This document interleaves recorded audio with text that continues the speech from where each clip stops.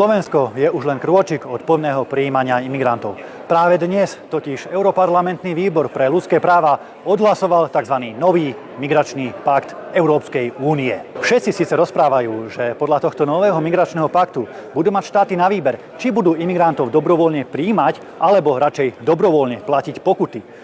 Ono samo o sebe už toto prerozdelenie je choré.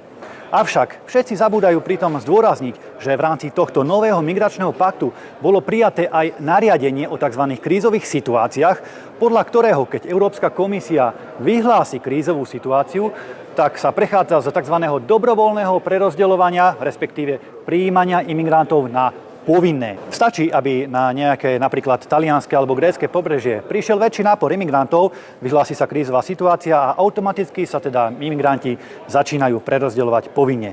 Nezachránia nás žiadne peniaze, žiadne pokuty, proste povinné imigračné kvóty aj pre Slovenskú republiku.